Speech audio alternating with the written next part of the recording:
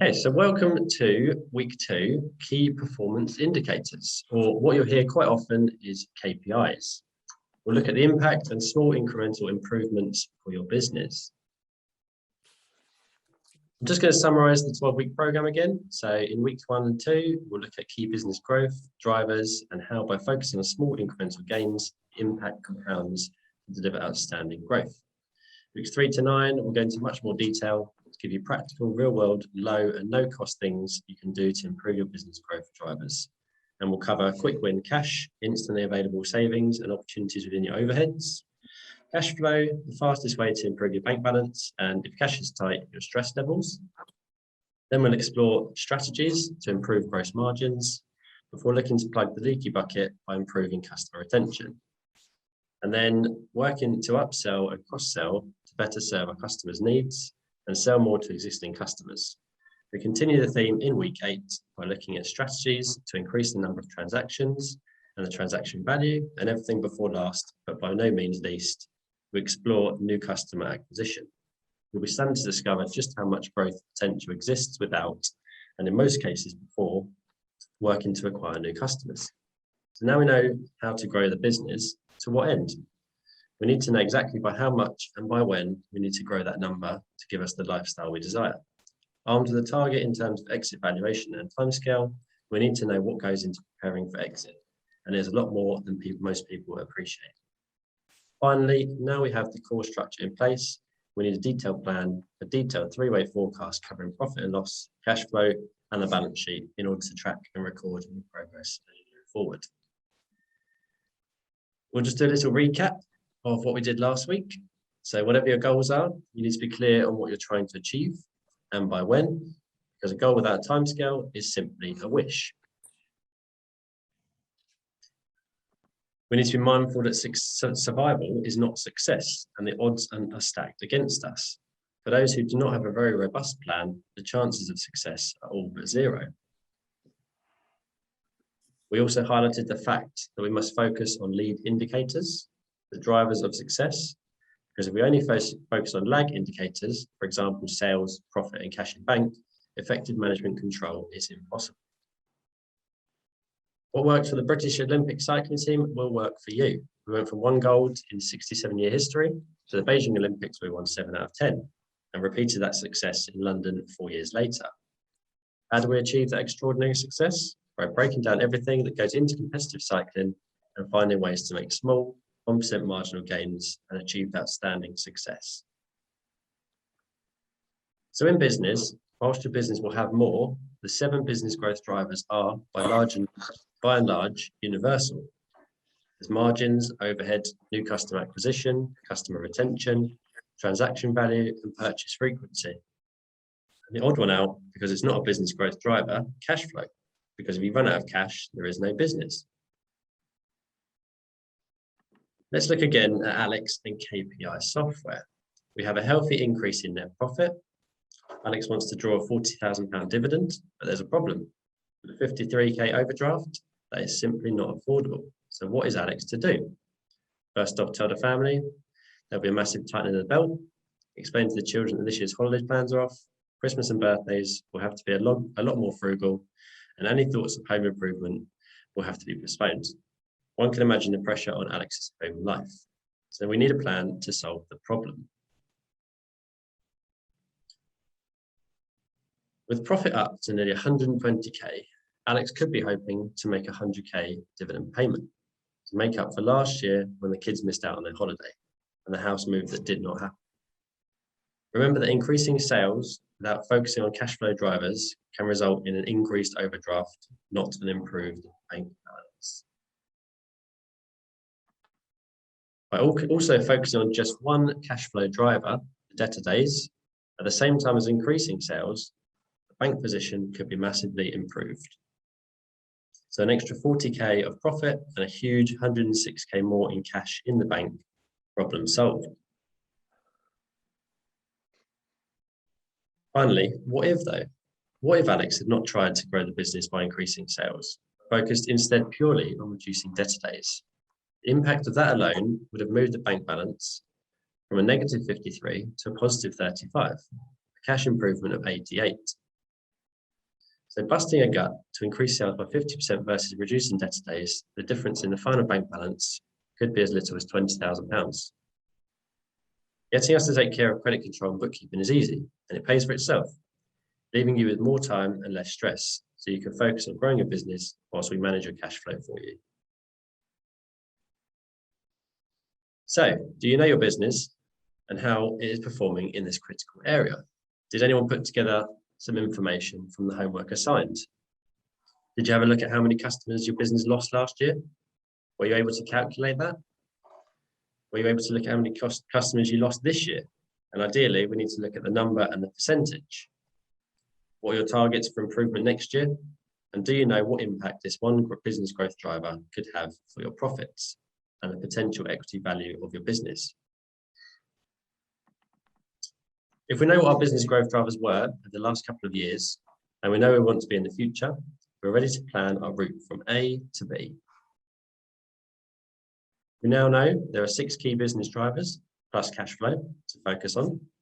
Do note, we need to understand which drivers will have the greatest impact and are the easiest to move by doing some scenario planning, which fortunately can be quick and easy to achieve.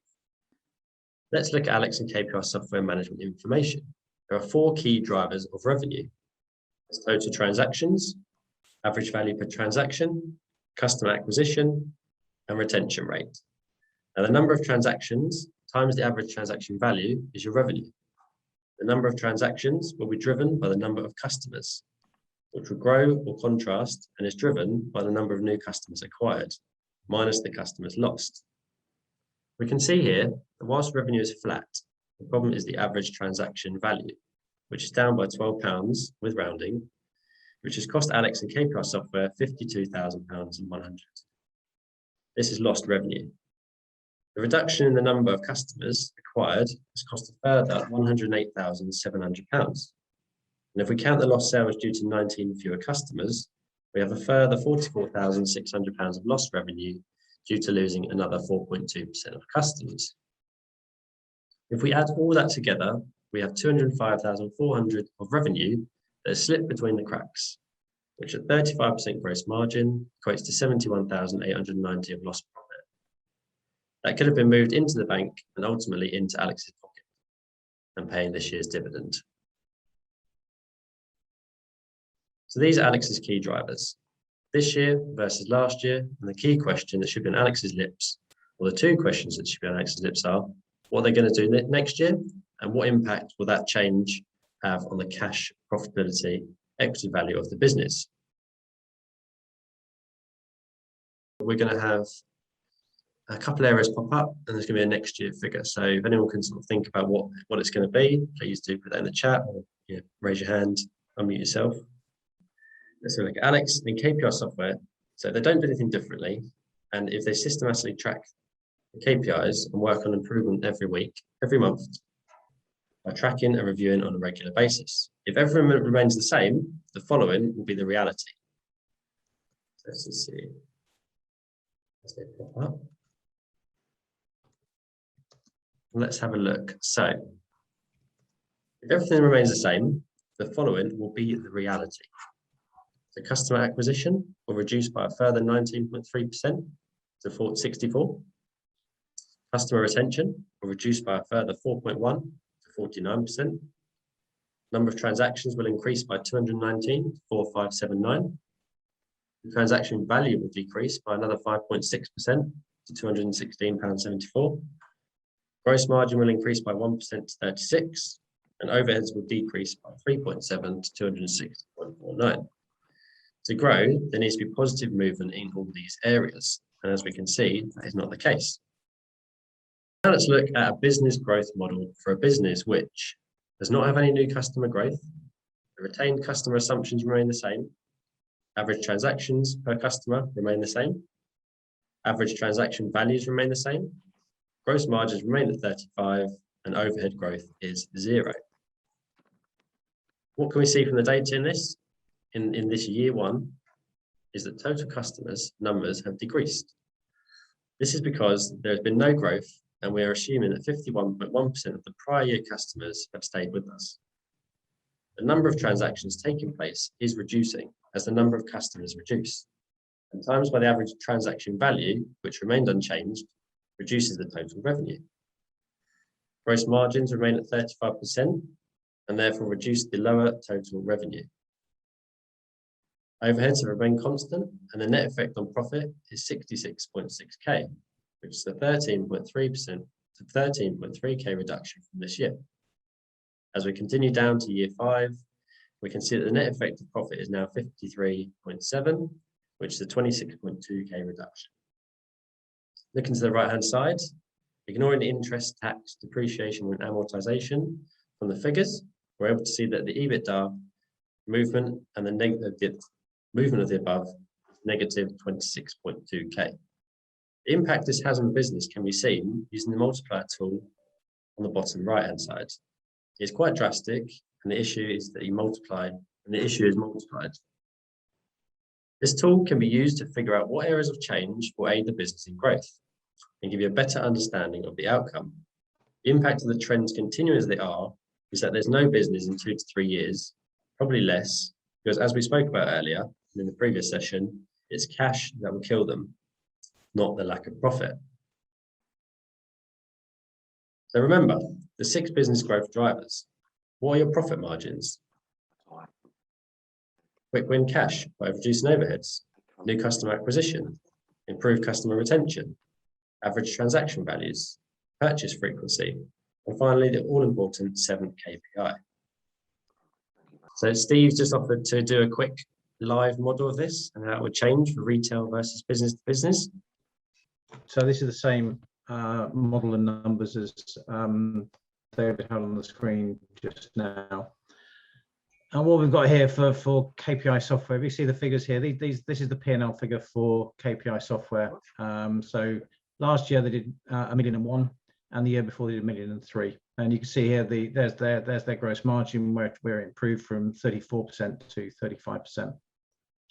And we can see here with the overheads reduced down from 281 down to 270. So that's how they made the movement through from a profit of 60k to 80k in the last 2 years. So it was driven not by a movement in sales. There's no increase in sales. That was flat. So it's all through the margin improvement and the overheads reduction. So what this model has done is look at a number of input growth drivers, and there are. Well, so I'll flick to this tab here to show you where the growth drivers are. What we've done here, this is extracted from KPI Software's financial data from their accounts. The drivers of customer acquisition, customer retention. You can see there the movement in each of those in the last 2 years. They've gone down by 19% in terms of customer acquisition, and customer retention is at 51.1%. And you can see here that that's a movement of minus 4.2 year on year. So that's the same figures as David showed on screen just now. Average number of transactions have increased, and as it goes through, average transaction value has decreased. Gross margin has increased by 1%, as I just mentioned, and then the overheads have reduced by 3.7%. So I do apologize, it's a bit numbery, but the numbers actually are relatively straightforward, so just bear with me. So what we're saying here is the real question is not so much what's happened in the past. What's happened in the past has happened, and presumably if we keep doing what we're doing, we're going to keep getting what we've got.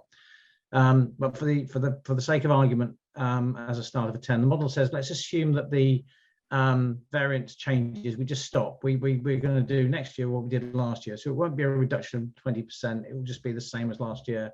And you see you've got 0 for all of these drivers, and we've got 1, 2, 3, 4 drivers. Those all drive revenue. Times gross margin gives you your gross profit, minus overheads gives you net profit. And we've got 3 more drivers down here, which we can come on to, which is the debtor days, creditor days, and stock movements. And these will be the drivers of cash flow. So if I come back to here and say, well, what have I just said? Again, so which went down by 19% last year, that's that 19.4% there, stays flat. It doesn't go up, doesn't go down in each of the following 5 years. What you can see up here is that the new customers acquired, 79 customers acquired last year. We've got 79 customers acquired in each of the next 5 years. So that's all well and good. We had 175 clients, add 79, we should go up, but we haven't, we've gone down. And that's because we have to bear in mind that we're retaining 51.1% of our client base each year. There's no movement in that, so we're going to assume that's steady. So our actual trend at the moment is -4.2 for this business. So if I retain 51.1% of my clients, you can see that here. I retained 89, but unfortunately this business lost 86. So 175 plus 79 minus 86. That's why the business has got a lower number of clients on the books next year and in future years than it has on the books. Last year 175. So the direction of travel is not in the right direction in this case. We held the average number of transactions per customer level. So they were 24.9 last year, and we kept that the same for each of the next 5 years. And the average transaction value, we've kept the same in each of the next 5 years. So if I've got 168 customers purchasing 24.9 times with an average transaction value of 229.6, that gives me total number of transaction value. That drives the revenue. And you can see here, you can see a revenue reduction from 1 million down to 963, and then dropping, and then dropping, and then dropping, and then dropping. We have slightly unrealistically, or very unrealistically, held maybe not so much the gross margin. Gross margin we've remained static at 35% throughout. The unrealistic one here is, we're expecting all of our suppliers to take no price rises and our staff to be happy with no salary increases. Happy days. Bit unrealistic. So even this optimistic view of the world, Alex is the owner of this business, who's just looked at a profitability of 80k. Unfortunately, he's going to see profitability diminishing over the next 5 years. Not catastrophic, but it wouldn't be particularly pleasant being Alex in 5 years' time, explaining to his family why they're 26k a year worse off than they were, effectively last year, assuming that Alex's drawings are related in this case to the net profit of his business or her business. The other ramification of this one, if we're looking at the movement in the profitability, as you maybe know, maybe don't know, the world of finance talks in terms of EBITDA, so earnings before interest, tax, depreciation, and amortization. So this is really the revenue or the wealth creation within the business, and the movement of that wealth creation. In this case, the movement in the 12 months, in the 5-year period is 26.2k negative. So if the EBITDA goes down by 26k, this is not an absolute value of the business, but is used as an indicator for the value of the business. And you can see here, we take various multipliers, just take as an indicative 5 times multiple. So we take a 5 times multiple. The movement in the value of Alex's business is negative. It's gone down by 131k. So one would assume if Alex was in the room now listening to this conversation, that wouldn't be a very comfortable feeling, that I'm going to be 26k worse off and the value of my business is going down by 131k in the next 5 years. That seems an awful lot of effort for a negative return. So what we can do with this is we can then come back and say, okay, right, and obviously you can do this for your business. I think Z Squared would be more than happy to talk you through it. We can do some what if scenarios. So if we went down by 20% in terms of customer acquisition last year, with a bit of focus, it must be possible to reverse that trend and get that back onto a positive track. So if we can reverse customer acquisition from its negative track, minus 19% per annum, to plus 5%, it'll take us more than 4 years to get back to where we were, but that would seem to be a reasonably sensible objective. Customer retention, we're only keeping about 50% of our clients, and it's going backwards at the rate of 4% per annum. So let's assume we can reverse that and get, again, with focus, recording the actual numbers each month, reviewing it and looking at strategies to improve customer engagement, customer satisfaction, customer retention. Let's assume we can improve that by 2% per annum. This went up massively last year, so I'll keep average transactions per customer level. We won't be overly rose tinted, but let's look at this one here. Average transaction value has gone down tremendously. Let's assume that we've had a conversation, decided we're going to put the prices up. We held them static through COVID, and so we're going to push those back up by 3%. Increasing your sales price has an immediate and direct impact on gross margins. So let's assume we can repeat that 1% gross margin improvement, and you'll see later in the series that the actual gross margin for the last quarter for KPI software is actually about 39%, which is a 4% improvement. So 1% is a very modest aspiration. And let's assume our overheads are going to go up. So if we're putting sales up by, or customer acquisition up by 5%, let's assume that we're going to put our overheads up by 5%. I'd hope it would be much lower, but there's a worst case scenario. Just see on a what if, what would happen to the business. And as David said, we're looking at which KPIs have the greatest impact. And obviously we could do these one at a time, but having put them all in together, what's the overall impact of those small changes? Well, you can see here we've got 5% per annum improvement in the rate of customer acquisition. Well, what does that mean? That means that if we gained 79 clients last year, 79 plus an extra 5%, so 5% of 80 is 4, so 4 additional clients. We're going from 79 to 83 to 87. So very tiny marginal improvement in new customer acquisition. We're working a little bit harder on holding on to our existing clients. So we're going from 51 to 53 to 55. So again, that's reflected down here in terms of the number of customers lost decreases, relatively speaking, each year.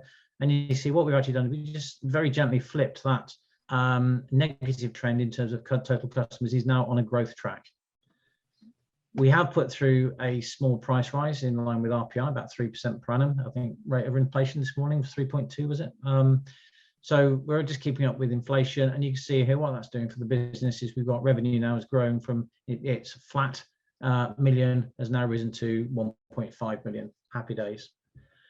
We've also managed to ease up the gross margin, so we're making a greater gross margin, and even with that significant 5% per annum increase in overheads, you can see that the message that Alex is taking home to the family in this case is happy days.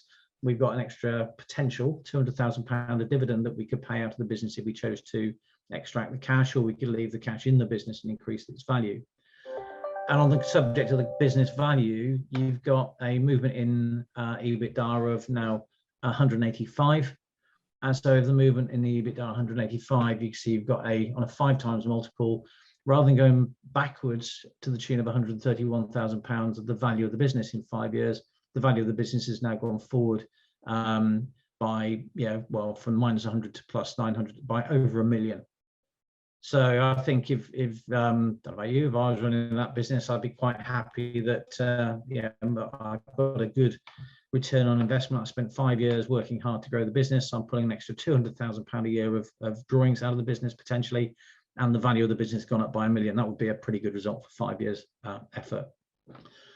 And there's another consideration. So remember, if I just scroll down here, we've also got to consider the cash flow impact of the changes that we're making on the business. And you can see here that actually year one, I've started life with a 53k overdraft. We had to assume the bank's not going to be particularly amenable to increasing that overdraft.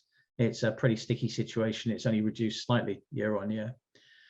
Unfortunately, I've still got a 50k overdraft in year one in this scenario.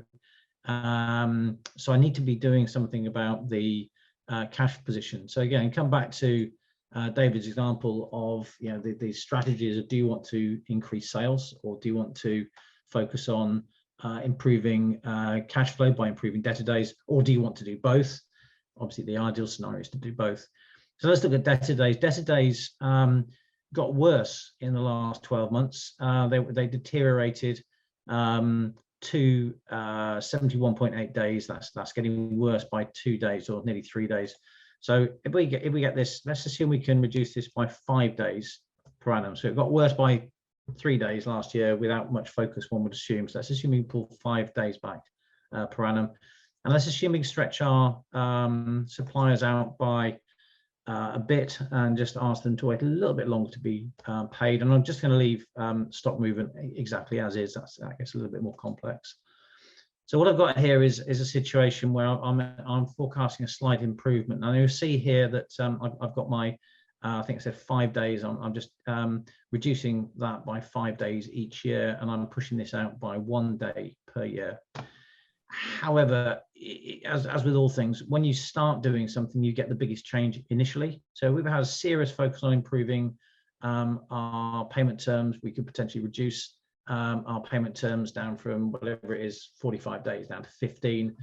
The probability is we can reduce that quite significantly. So assume we get that down to 55 days in year one, and then continue to improve by 5 days per annum thereafter.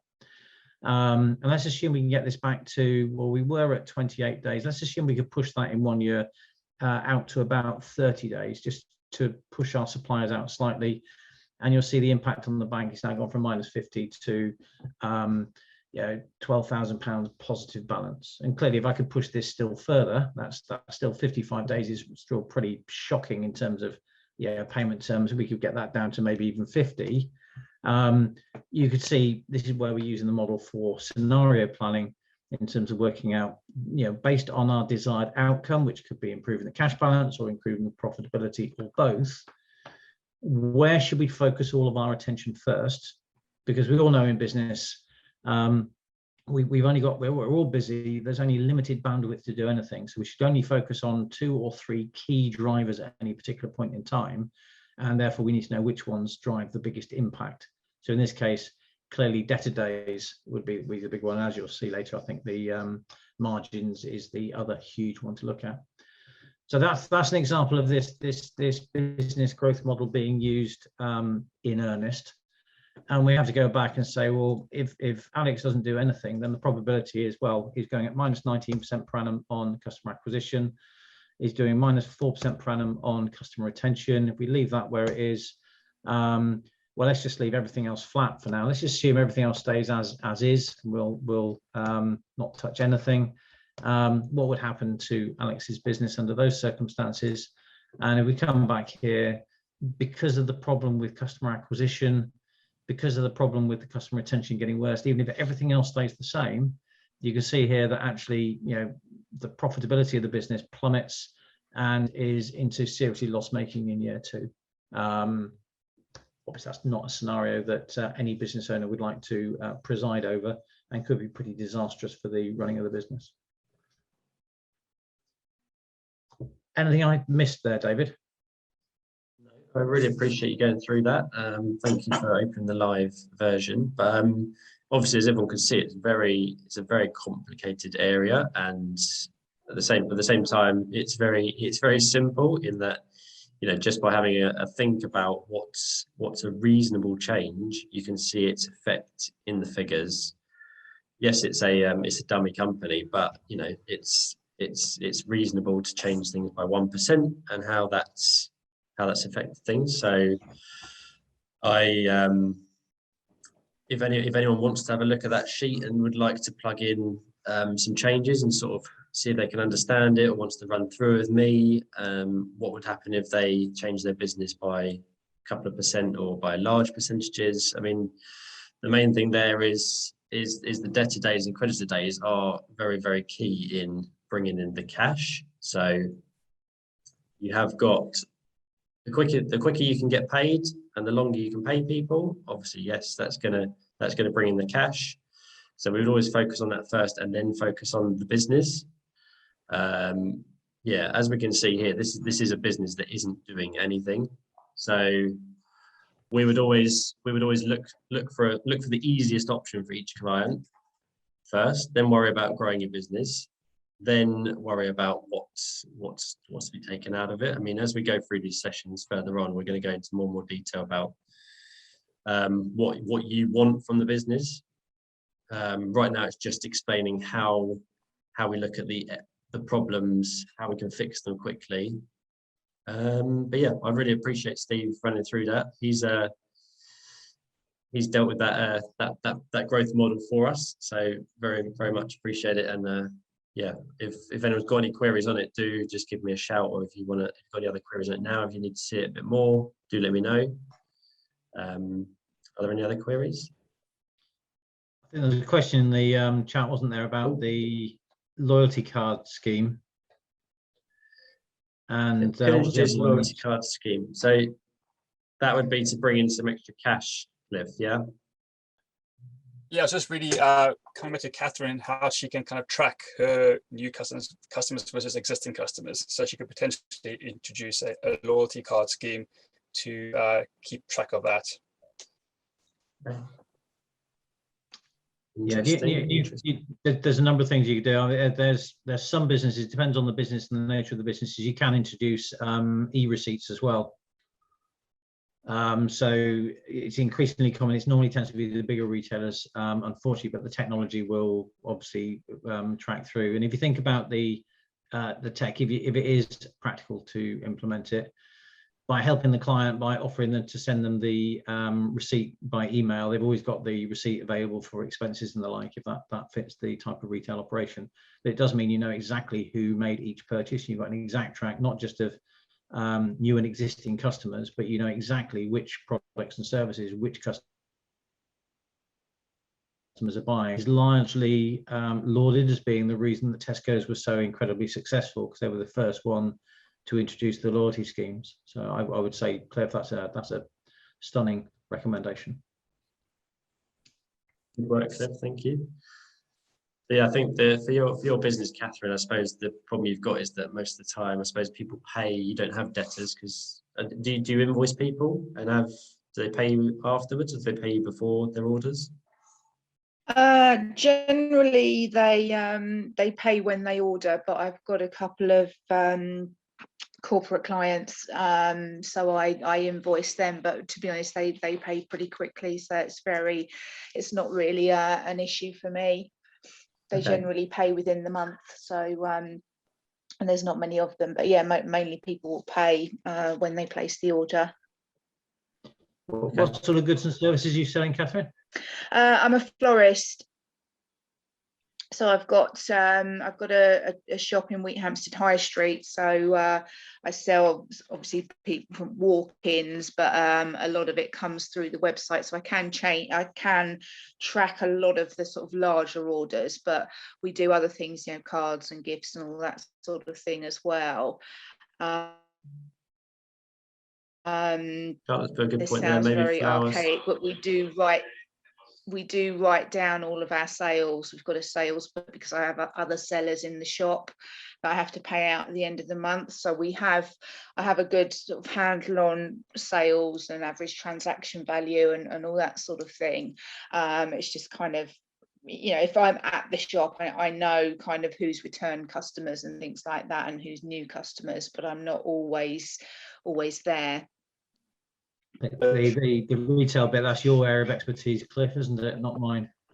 Yeah, so another potential way of doing it is to try and increase the average transactions per year.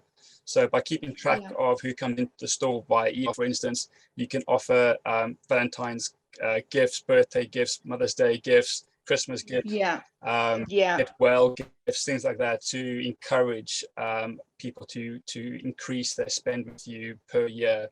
So it's another way of potentially increasing that. Yeah, I've started doing that. I've started doing a monthly newsletter that people can subscribe to. So that has actually worked quite well, because it's kind of promoting, if I've got workshops coming up, if there's, you know, an occasion or something coming up, it is sort of prompting sales. So that has had an impact. Yeah. Do you capture your clients' contact details, and in particular spouses' birthdays? I have promoted that on social media. So I have got some. So I've got a corporate client who I do bouquets for all of her staff birthdays. So I've got all those in. But I capture, if people submit an inquiry through the website, it captures all of their information. But I haven't got a kind of birthdays thing. I've kind of promoted that a bit more informally through Facebook. I don't know about you. I suspect that the one time of the year, I'm a typical bloke, by the way, so I'm useless. One time of the year where someone reminded me that I would go and buy flowers for my other half is before her birthday. If you reminded me about a week before, yeah, you've got a high probability of getting my business, because I'll be clueless as to what she wants until about 24 hours before, in which case I go out in a panic. Yes, yeah, we get a lot of those much better than me. into the shop. So I think for you, Catherine, you've got a very similar problem to what I had with my retail business, is that you aren't on anyone's radar until they need it. And you're constantly kind of putting yourself out there, being in front of them, be it via social media or via email, whatever the case is. You will then obviously be the natural first person to call when mix of constantly marketing, but getting the right sort of message across on the various platforms. Right. Yeah. Okay. Thank you. So are there any other questions? Any other different types of businesses that what David's gone through, what I went through would be relevant that we want to look at? My area is B2B, by the way, so business to business rather than business to consumer.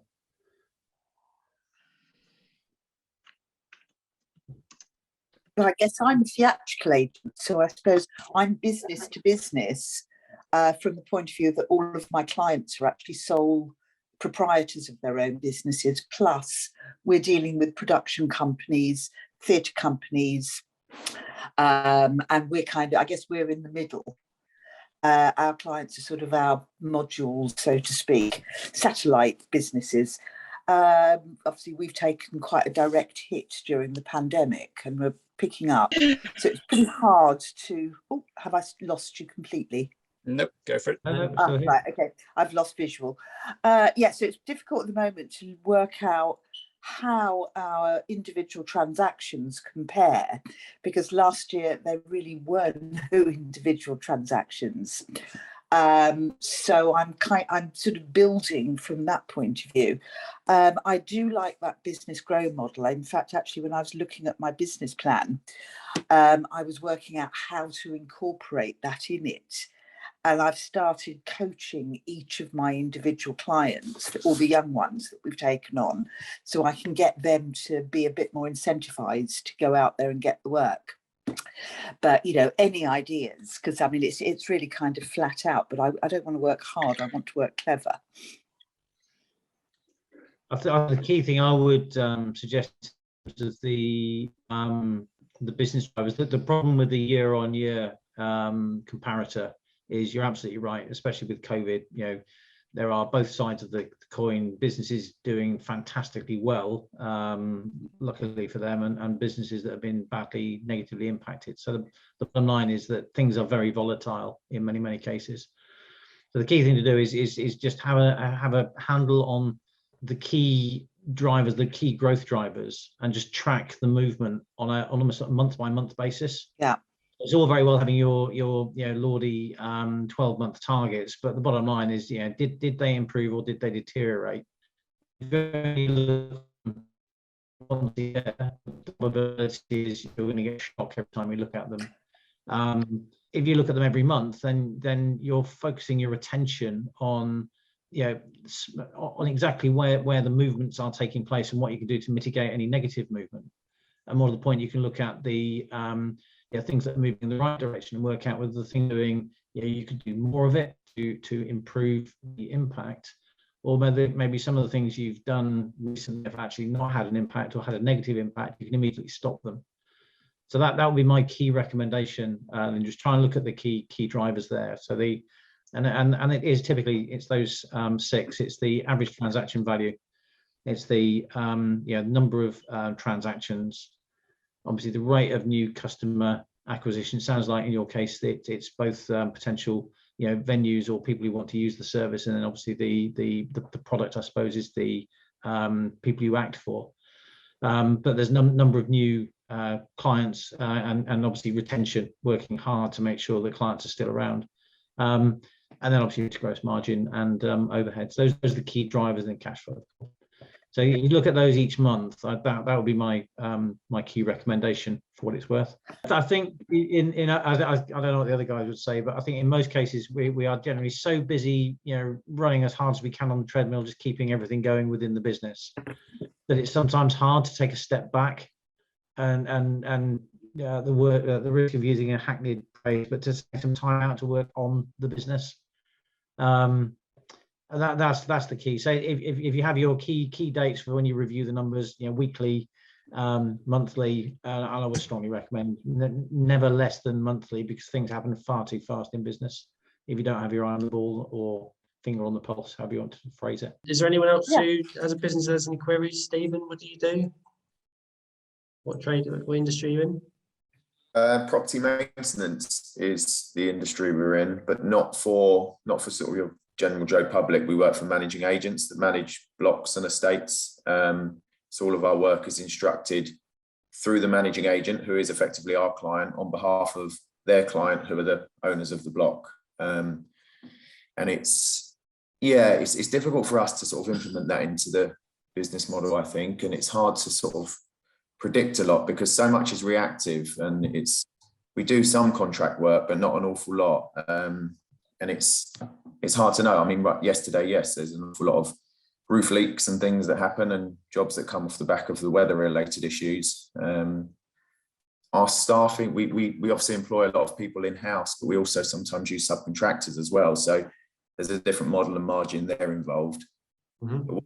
Hard is there's so much more demand from the client to request more information. There's more admin involved in following up with reporting, that we're having to employ more and more in-house staff in the office, and it outbalances the amount of engineers because we can only charge and earn off the works that the engineers are actually doing. So every time you employ a new engineer, you've effectively almost needing a new support team in the office, a member in the office, and it's just squeezing those margins more and more all the time. So we're just trying to sort of use software to make us more efficient, so that hopefully we can take on more operatives to do more work, but without having to keep taking on more office staff at the same time. Because that's what we're not struggling in terms of increasing sales at all. We do a good job, we provide a good service, so that's not an issue. We're definitely noticing the more work we get, the tighter the margins are becoming. Yeah, is it something you track, like your customers? So, or is it just basically you have a set number of clients that you do the management for, and just the number of transactions increases, decreases? No set number, because within a management company, we could work for one management company, but we could work just for one actual property manager. And that one property manager could have one block that we work at, they could have 50 that we work at, and then another managing agent, we could work for 20 property managers within that managing agent, and we only work at one block each. It's really, really varied, really hard to track. We've got a cleaning division, which is much easier to track because it's all contract works. You've got set number of cleaners that serve the number of blocks, and it's a much easier model to track. But for the reactive maintenance that we do, it's really tough. And as I say, you could have one job that's a £10,000 job, but majority of that is materials that you've purchased for the job, as opposed to any labour involved. And we obviously put a margin on materials, but it really throws the figures out when you look at the end of the month and you think, actually, hang on, we've turned over more this month than last month. But most of it was parts and materials that we purchased, and we might have used a lot of subcontractors one month. If it just makes it. We're trying to get a model to sort of preempt some of it, but I think if it's any help, I think the material David's going to cover over the next few weeks is that there'll be a load of ideas. I'd be amazed if you didn't take one or two golden nuggets out of each session that you can apply back in the business. So I can't say which one it is, but it'd be interesting to compare notes at the end and hear what your thoughts are at the end of the process. I suspect there'll be loads of it. Next week, we're going to look at quick win cash. So that's basically overheads and where can you cut costs and save some cash basically there. So I think that's going to be really interesting for you because that definitely will. It definitely spend a lot on material. So maybe bulk buying will get you bigger discounts and things like that. Obviously, you need more cash to buy it, so then you're holding stock. So there's always pros and cons to everything and all of that. Yeah, no, you're right. And again, the debtor days cash flow, even after last week, we've sort of made that a bit of a focus. The things we do have, we have someone that literally just run our credit control and chasing. But it's so hard because you can't chase too hard because, as I say, you're not in contract with these clients, and there's always that risk. If you go too hard, they'll just literally pick up the phone and call somebody else for a bit. But I suppose that's what we spoke about last week. It's the engagement, isn't it? So I think from day one, if they understand that's the terms, and keep it on good, and it's how you say it. Sometimes there are some, if you're using a debt collection company, some can be quite firm, and I suppose you don't want that sort of touch. Yeah. But you could waste your own time and be very personal with it, but then you would find that you're spending so much time and you could have done other work and I brought money know. in. I know. So Yeah. I think Stephen, in session 4, you'll get some pretty good tips on how to handle Yeah. this. So I think like Steve said, there's some golden nuggets you take away. And I think in session 4 especially, you'll get some tips on how to handle credit control in a very nice way, but very firm way. Yeah, no, that'd be really useful. Cool. Well, thanks, guys. I'm just going to quick run through on some homework for you for next week. So hopefully. Okay, so for next week, can you draft your business growth objectives? So find the areas that are affecting your business. So as I said, next week, we're going to look at overheads. So that'll be a major area to look at. Look at all your costs. Maybe see if you can put this year versus last year and see what the difference has been. Obviously, it may have gone down or may have gone up, depending on what your suppliers have decided and whether you had, maybe you're able to save on rent, maybe where you're renting from give you discounts and things. And just let's have a look at that and what areas sort of stand out and maybe can be changed. And if you can create a model of a growth scenario, then great. If you need something from me so you can build that, do let me know. And yeah, we're just going to look at analysing those overheads and see how we can cut your costs. So is that manageable for everybody for next week? Yeah, thank you. Okay, so so next week, so now you should know how to grow a company. So we've got some suggestions of what to do. Next time, we're going to move to explore each key business growth driver in much more detail. Next week is quick win cash strategies. So please go to the website, book your place if you haven't already. And if you know anyone else in business who would benefit from these sessions, please do invite them to come along. And see you next week. Thank you very much, guys. And thanks to Steve, Cliff, everybody for their points today. Really helpful, Steve. Thank you for explaining the model to everybody. Pleasure. Thank you very much.